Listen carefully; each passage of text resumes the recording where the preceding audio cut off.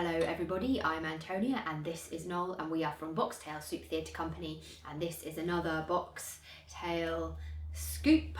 I'm sorry, I've got a little bit of a cold, that's why I sound a little deeper than usual and I might sniff. And I've got my coffee here just in case I get a tickle in my throat and end up coughing. It's not COVID, I did a test. So we have been going back to the Christmas shows this week as we said we would be. We started off by getting all of the set for A Christmas Carol out of the store and setting it up in our studio space, because one of the first things we knew we had to do was make sure that that show would fit into a smaller theatre this year. Last year we were in the main house at the Everyman Theatre in Cheltenham, and this year we're back to what should have been planned for last year. So we're back in the studio space, which really is our home there for both the shows, so both Christmas Carol and Hansel and Gretel.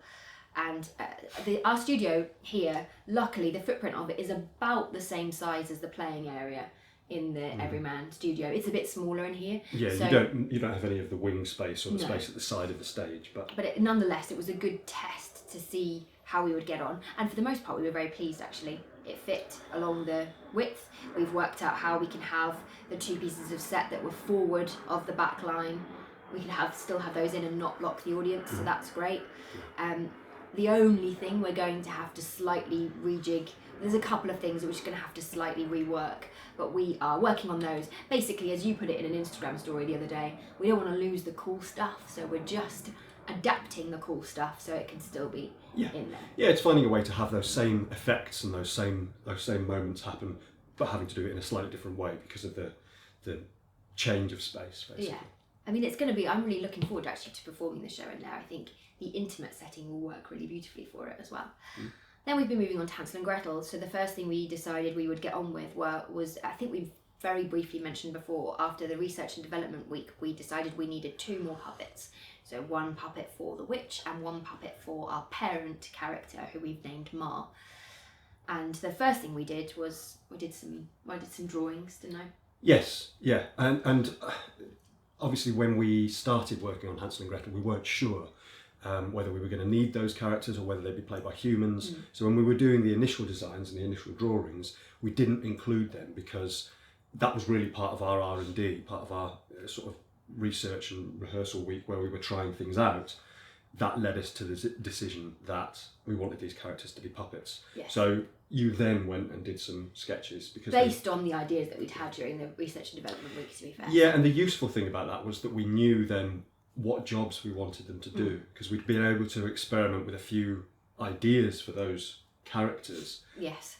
So there are specific jobs that we need these puppets to do now, and we're able to design them with that in mind, which is always useful. So the first drawing will pop up on the screen now is a drawing of the witch puppet, and you can see in the drawing that she's quite friendly looking. This show is for small children, so we have to be very careful that we don't scare them off, and a puppet in itself, who's going to be a relatively large puppet, could be slightly intimidating anyway, so we wanted to make sure that she was warm and friendly looking. She has her hat is like a chef's hat come witch's hat, sort of both 2 in 1. And then I've made her hair, there's a wasp flown in, her hair is grey with splashes of like a baby pink, almost candy floss style, so that she fits in with her sweet surroundings. We've gone for a candy stripe in some of the costume for her. And then also keeping with the kind of Christmassy colours, so the reds and the greens are in there too. We like her, yeah. Yeah, I think the drawing that you did was, sometimes we go through a few iterations or a few stages of different drawings, and sometimes actually every now and then you'll really struggle and it'll take quite a lot of different versions of different drawings, different sketches, different ideas to come up with something that actually clicks. But with this one, you did that drawing and I thought it was lovely. I thought she was absolutely charming. I think it's a lot because we'd spent time talking about her during that R&D, so, and like you said, we knew what we wanted her to do. Yeah. We noticed in the drawing she's got, they look like stripy big mittens. The idea is that her hands are oven gloves that in fact Noel or I could put our own hands into, and that would make her arms are going to be stretchy so she can expand in the stage around the stage. Because she is very much, obviously she lives in the gingerbread house, she is a kind of a baker and a cook. Yeah, she does a whole song about the joys of excuse me, the joys of baking and that sort of thing. We wanted her to be able to reach around the kitchen and to grab all these different things and to be able to sort of take over the stage almost while she's creating these things that she cooks up. So the next step then was for Noel to make a frame from the sketch, using the sketch as a reference, which he did, and I believe we have a time lapse of that frame making, which we probably put that at the end. Yeah, we do. Yeah, I just ran a little time lapse thing, so I'll stick that at the end. But you can see what we've got so far here. So she's now been covered and sculpted out a little bit more. Yeah. So I tried to build up as much as I could using the drawing. I built in a frame for the nose and the beginnings of these cheeks, although you've actually built them up quite a bit to give her the sort of slightly smiley. Yeah, that friendly, rosy-cheeked sort of feel. We deliberately gave her a slightly longer or a slightly sort of taller forehead because in order to build on the hair and the hat, in order to sort of add anything like that on top, it's really useful to have a little bit of extra real estate, as it were, to sort of stick that stuff onto and to make a solid foundation to build on. And I think we've decided that the hair and the hat that you could see in the drawing, I'm basically going to make them all out of paper. So there'll be a kind of extended paper wig, that the hat is almost part of her whole hairdo. And that's the main reason for that being that so it's not too heavy on the top of the head, because the head is already a little heavier than some of the others because it's quite large and it has got quite a lot of sculpting. Yeah, but I think she's she looks sweet. She looks quite friendly, I think, and she's definitely coming along. I mean, she'll look more friendly once she's got her hair on. Yeah, of course. And we wanted to give her a slight caricature because she's a caricatured character, and it would have been a shame to sort of not to have the extended nose and a couple of things like that. Just give her a little bit more larger than life. Yeah, we still want her to be a witch, but yeah, it's walking that line between making something that's too scary and making something that is no longer a witch and is no longer no longer sort of recognisable with that kind of traditional sketches that you have of those characters. And then after that you've gone on to I did a drawing then for the Ma puppet, which we'll put up on the screen now. And Ma is Hansel and Gretel's mother. We decided in our version of the story, they're sort of single parent household. That isn't really, it's not delved into or anything, it just is what it is. And so Ma, one of the things we need Ma to do is to turn angry. So we're probably going to try and do something with the eyebrows, whereby when she gets a sort of spell put on her, and when the spell gets put on her, she goes angry. So we're going to get the eyebrows then to turn down so that her face goes to angry face. Again, she's got a nice sort of soft feel to her.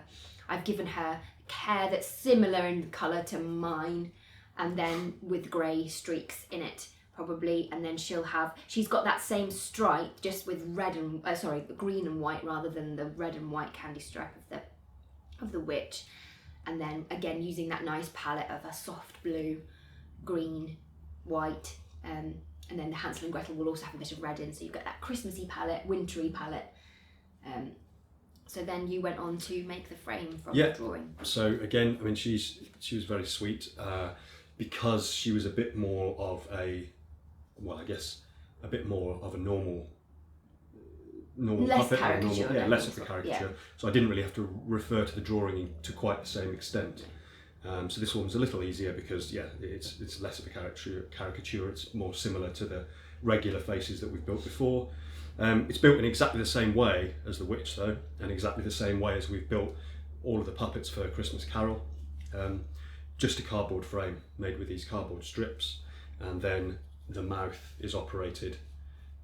It's made of this flap of cardboard here, and then it's just operated with those two loops. I think if you're interested in exactly how those cardboard frames are made, we do have a cardboard frame tutorial up on our channel. So if you search for that.